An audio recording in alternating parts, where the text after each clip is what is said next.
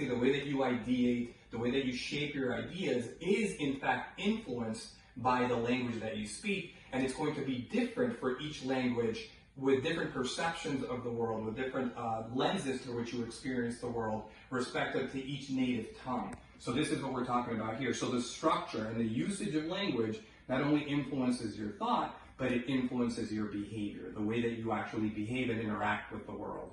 We have this quote here from Wilhelm von Humboldt: "The diversity of languages is not a diversity of signs and sounds, but a diversity of the different views and perceptions of the world." The lens through which we experience life is entirely different, contingent on our native tongue. And this applies to bilingualism as well, and any other number of languages that you may learn. Each one has a specific play, if you will, in the way that we use our associative thinking.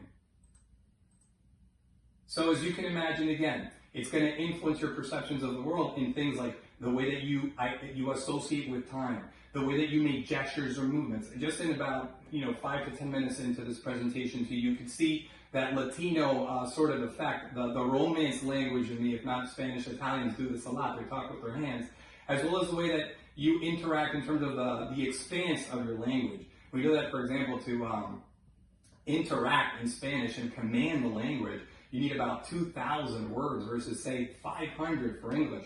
That's why English is so propagated throughout the world, because there's a certain ease with which you can actually ideate and exchange ideas with English versus Spanish. It's a little bit more cumbersome to do that in Spanish. So just to kind of give you a little bit of the research around this whole idea about how language influences our thoughts and our behaviors. There's an Aboriginal tribe or Aboriginal tribes in Australia, for example, that have a whole different perspective when it comes to direction. So for them, there is no left or right or front or back or top or bottom. They actually associate with space via cardinal direction.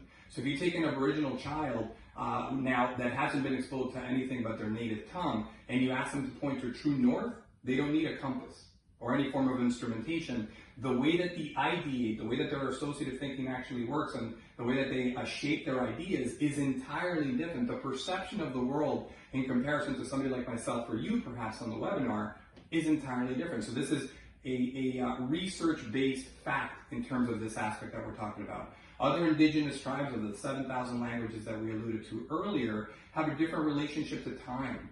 So there's an inverse relationship in terms of how when we react to the past, we always point back. When we react to the future, we point ahead. They have an inverse relationship to that, which corporally they actually show when they're speaking. So it changes the way that we behave as well. So there are, in fact, now academic findings alluding to this weak version that we're talking about with linguistic relativity. So yes, even in the case that you are a bilingual speaker, like I alluded to earlier, your brain defaults to that earlier native tongue. That's always a tool in your toolbox, which all of us that identify as Hispanics or Latinxes have available to us in conjunction to all of the cultural characteristics that inquires. And we're going to get to quite a bit of those coming ahead. So now, just to really dive in on this aspect of language, identifiably as a culture, Hispanics and Latinxes are collectivists in nature, meaning to say that we put the care of other people beyond ourselves. So we have this great care for others, and sometimes we put others' needs above our own. Whereas in English or in America, it's more individualistic in its cultural perspectives. How does this interplay show up in terms of our language? And the way that it does is through something called agentive descriptions. So it's far more common in this country that if somebody by accident, we'll call, Susie broke a vase, for example, you'll either use the pronoun she broke the vase, if that's how she identifies, or you'll just say Susie broke the vase. That's very common versus in Japan or possibly in a Spanish-speaking country, of all of the ones that are, you may just say ella rompió la jarra. You wouldn't actually say that, you would say se rompió la jarra, because you're not trying to assign an agentive description, a person, to be at fault with that. We have this high sense of emotional awareness, and we want to make sure that we're not putting anyone on the spot, so to speak, for any wrongdoing that they did by accident. So this is just a little nuance of language that really shows you how language interpersonal